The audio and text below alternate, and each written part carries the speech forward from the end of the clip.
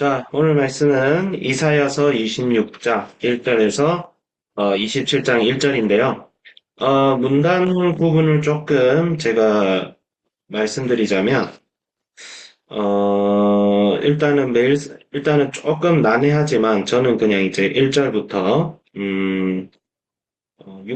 6절? 7절? 여기가 조금 애매한데, 저는 7절까지 의인에게 견고한 성읍이 세워짐, 그리고 8절부터 15절은 의인과 악인의 어떤 대립적인 얘기를 하고 있죠. 의인은 하나님께서 세우시고 그 심판 속에서도 하나님의 의를 배우지 않는 악인들은 하나님께서 멸하시고, 그리고 16절부터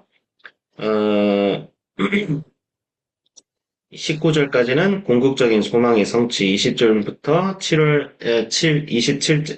20절부터 27장 1절까지는 이제 궁극적인 심판.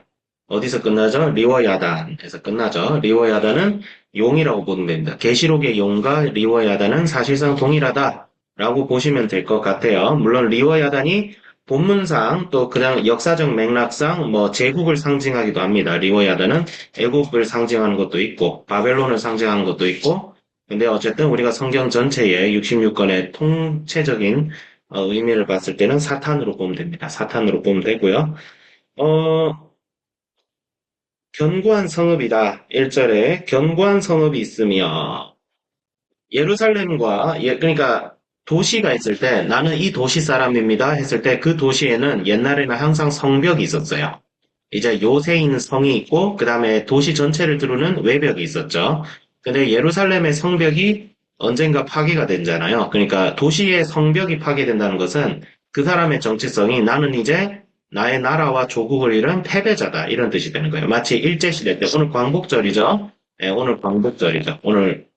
내일이 광복절인가요? 쏘리. 오늘이 광복절인 줄 아네. 예, 어쨌든, 예, 광복절인데 애들은 우리 학교에 돌아옵니다. 광복절이 아니게 되는데, 그러면 어쨌든, 중요한 건 광복절인데, 한마디로 말하자면 지금 북이스라엘은 바벨론에 의해서 패망되었고, 남유다도 지금 위태로운 상황이에요. 그런 상황 속에서 이제 100년 뒤면 바벨론에 의해서 유다도 지배당하고 포로 생활을 해야 된단 말이죠. 그랬을 때, 회파된 성벽과 그 성읍을 나중에 느헤미야 시대 때 그 성전을 고치고 성벽을 수리하잖아요. 그럴 때 느헤미야가 했던 말이 뭐예요? 우리의 수치를 면하자. 그런 말을 하자. 수치. 그러니까 성벽이 부서졌다는 것은 이제 나는 패배자고 나는 이제 일반 사람들보다 2등급 사람이고 그런 낮아진 자존감과 정체성으로 살아갈 수밖에 없는 거예요. 근데 하나님께서는 너희들에게 성벽이 되신다. 하나님께서 너희들에게 성읍이 되시다. 너희들의 눈에 보이는 예루살렘의 성벽과 성읍은 지금 무너졌지만 내가 너희들의 성벽과 성읍이 된다. 그리고 너희는 문들을 열고 신의를 지키는 의로운 나라가 들어오게 할지어다. 그러니까 우리가 나라에 들어가야 되는데 나라가 우리에게 들어온다. 이런 표현이 굉장히 신선합니다. 보통 국민이 나라 안에 들어가 있잖아요. 근데 나라가 국민들 속에 있대요. 예, 그 얘기를 합니다. 그래서 주께서 심지가 견고한 자에게 평강을 주시고 그건 뭐예요? 주를 신뢰합니다. 4절 너희는 여호와를 영원히 신뢰하라. 주 여호와는 영원한 반석이심이로다. 라고 얘기하면서 5절에 뭐 있어요? 높은 데 거주한 자를 낮추시며 높은 성을 헐어 땅에 엎드시며 진토를 미치게 하셨도다. 7절 의인의 길은 정직하며 정직하신 주께서 의인의 첩경을 평탄하게 하시도다. 이게 세상 나라와 하나님 나라를 대조하고 있습니다. 세상 나라의 성읍은 무너질 것이며 하나님 나라의 성읍이 높아질 것이고, 그런데 그것이 무엇으로 나타나는 거예요? 바로 평강으로 나타난다. 하나님 나라가 높아지고 세상 나라가 낮아지는 대표적인 현상 중 하나가 평강이에요, 평강. 세상 나라에는 평강이 없습니다. 세상 나라는 속이고 세상 나라는 거짓된 평화를 우리에게 주면서 평안하다 하지만 그 속에 평화가 없어요. 예. 예를 들어서 생각해 봅시다. 살인 사건이 일어났어요. 피해자가 정의를 울부짖는데 재판관이 그냥 서로 화해해 하고 하면서 피의자를 심판하지도 않고 피해자의 억울함을 들어주지도 않으면서 자 사건 끝 평화다 이러면 그게 평화일까요? 그것을 거짓된 평화라고 합니다.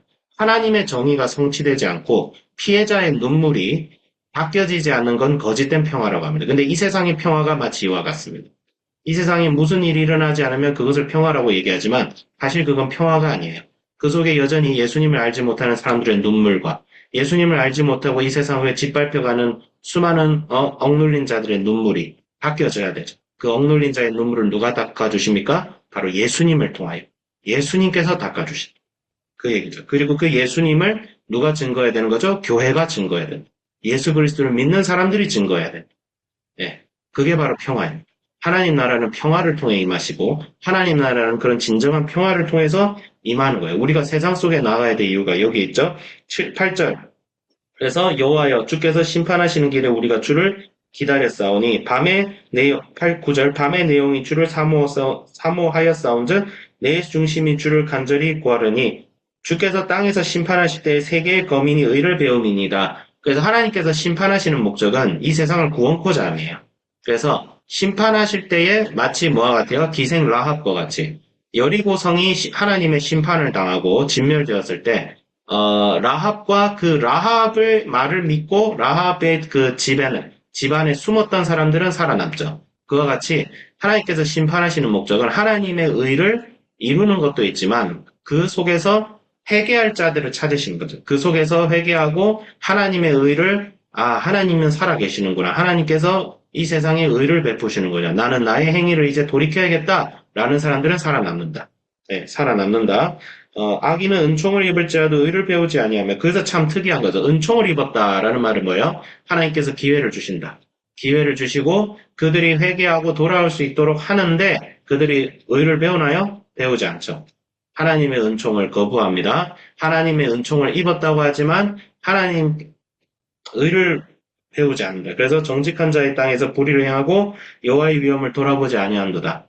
역사적으로는 예루살렘 내에 있는 부패한 제사장들을 얘기하는 걸 수도 있겠죠. 이런 치리자. 하지만 백성들도 포함된다.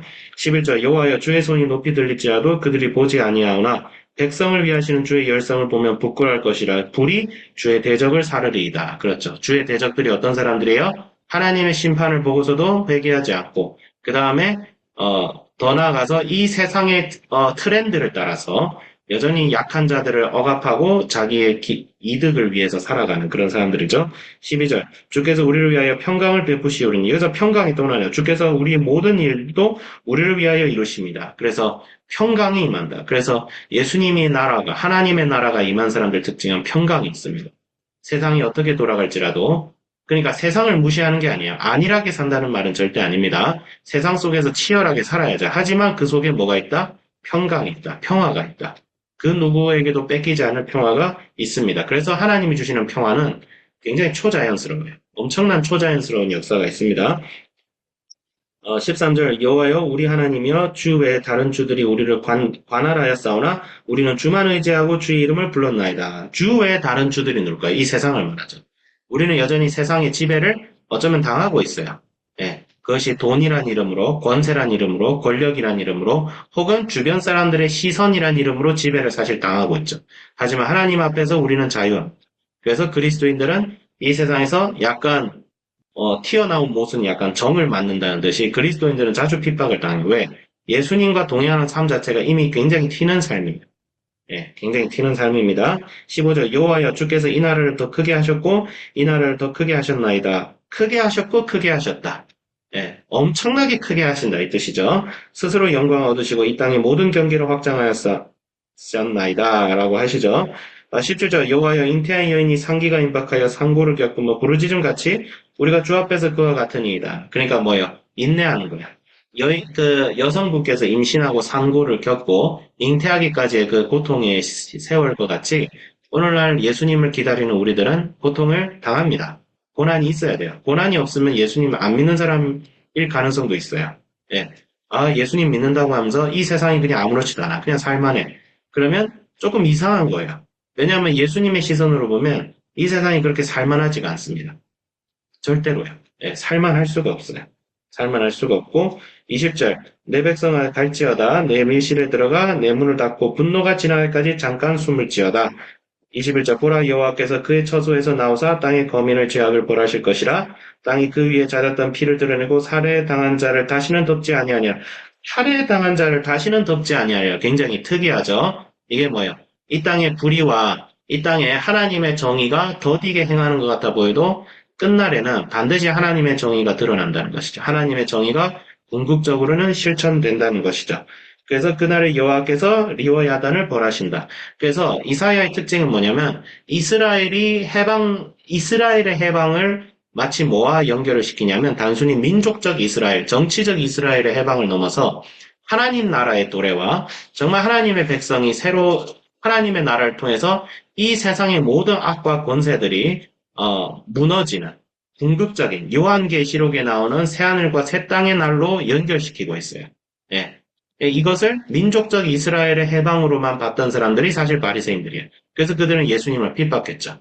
하지만 예수님께서는 궁극적인 하나님 나라의 성취를 위해서 이 땅에 오셨어요. 십자가를 지셨고 우리의 죄를 사하셨고 우리를 죄와 사망의 권세로부터 해방시켰을 뿐만 아니라 하나님 예수 그리스도가 몸된 우리를 통하여 복음을 전하게 하시고 이 땅에 선한 의를 이루게 하셨어요. 그래서 중요한 점은 뭐냐면 우리는 눈에 보이는 것에 이 높아진 성읍에 때로는 마음이 뺏기긴 합니다. 이 세상의 권세와 이 세상의 재물과 향락을 보면 우리 안에 남모르는 불안감이 생겨요. 우리가 이 세상과 너무나 다르게 살고 있다는 것이 느껴지면 그것이 처음에는 어느 정도 불안으로 여겨질 수가 있습니다. 아니 세상 사람들은 다 이렇게 살고 그렇게 사는데 우리만 유난히 이렇게 사는 것이 우리한테 뭐가 되죠? 열등감이 될 수도 있고 우리한테 불안이 될 수도 있고 우리한테 이렇게 하면 안 될 것 같은데 라고 정신이 팔릴 수도 있어요. 그랬을 때 우리가 그럴수록 현명한 자들은 예수님을 생각하고 예수님이라면 어떻게 하셨을까? 말씀을 의지합니다. 그것은 그래서 신앙의 순도 그러니까 우리가 예수님을 사랑하는가 우리가 예수님을 의지하는가는 뭐에 드러나냐면 우리가 교회에서 예배 드릴 때 찬양할 때 드러나진 않아요. 그건 어디서 드러나냐면 우리가 실제로 우리의 인생에 영향을 미치는 어떤 결정을 할 때, 그것이 여러 가지가 될 수도 있죠. 뭐, 직업에 관련된 걸 수도 있고, 어떤 인간관계에 대한 걸 수도 있고, 정말 실질적인 일상에서 우리의 신앙은 드러납니다. 우리의 신앙은 주일에 드러나지 않아요. 우리의 신앙은 주일에 드러나진 않습니다. 주일에는 가장 안 드러나요. 모두 다 교회 가서 할렐루야 하니까. 근데 일상에서 드러납니다. 월요일부터 드러납니다. 그랬을 때 우리는 이 세상에 보이는 높아 보이는 성읍을 의지할 것인가, 아니면 하나님께서 약속하신 천상의 그 높은 성읍을 의지하며 살아갈 것인가라는 것은 우리의 일상 속에 드러나는 것 같은데 참 잘 안 되죠. 저도 잘 안 됐던 것 같아요. 저도 지난 여름 휴가를 돌아보면 잘 안 됐던 것 같아요. 잘 안 됐던 것 같고 그렇지만 그럴수록 예수님의 십자가를 붙들고 은혜를 소망하며 일어나는 삶을 살아가자. 이렇게 적용을 하였고 세상을 바라보면서 만약에 이 세상에 정말 소망이 없다. 정말 예수님 아니면 답이 없다라고 느껴지신다면 정말 잘 가고 계시는 겁니다. 쭉 그렇게 가시면 돼요. 그리고 예수님 앞에서 지혜를 얻으면 됩니다. 그래서 어떤 사람이 그 얘기했죠. 우리 그리스도인은 어떻게 해야 하는가를 묻기 전에 내가 그리스도를 올바르게 증거하고 선한 영향력을 행사하기 위해서 무엇을 해야 하는가를 먼저 질문해야 된다. 그 질문을 하라고 얘기했어요. 그리스도인 이래도 되나요? 저래도 되나요? 그런 질문을 하기 전에 그건 성경에 안 나오잖아요. 하지만 그 신앙 양심을 가지고 각자의 일상 속에서 그런 예수님을 올바르게 증거하기 위해서 그리고 선한 영향력을 행사하기 위해서 내가 어떻게 할지를 먼저 내 마음에 품고 살아간다면 우리의 삶의 일상의 모습에서 서로 다를지라도 어떤 거예요? 하나님의 역사가 하나님의 나라가 이루어진다. 각자의 삶 속에서. 그래서 저도 그런 나라를 소망하면서 마무리하도록 하겠습니다. 기도하겠습니다. 거룩하신 하나님 아버지, 하나님의 나라가 우리 눈에 지금 잘 보이지 않는다고 느껴질 때도 있습니다. 그러나 우리가 다시 한번 눈을 들어볼 때 하나님 나라는 진정 이 땅에 임하였고 임해가고 있습니다. 그러나 여전히 정말 화려한 소음이 하나님의 잔잔하고 고요하지만 아름다운 음성을 때로는 막을 때가 있습니다. 그럴수록 우리의 귀를 더 활짝 열고 우리의 눈을 더 활짝 떠서 하나님의 음성과 하나님의 영광을 보게 하여 주시옵소서. 세상의 소음에 귀를 닫을 수 있게 하여 주시옵소서. 더 나아가 세상으로 나아가 하나님의 선한 영향력을 끼치고 복음을 그리스도로 온전히 전할 수 있게 하여 주시옵소서. 주여 우리의 연약함에도 성령이시여 도와주시고 우리 하여금 다시 일어날 수 있게 하여 주시옵소서. 감사드리며 예수 그리스도 이름으로 기도드립니다. 아멘.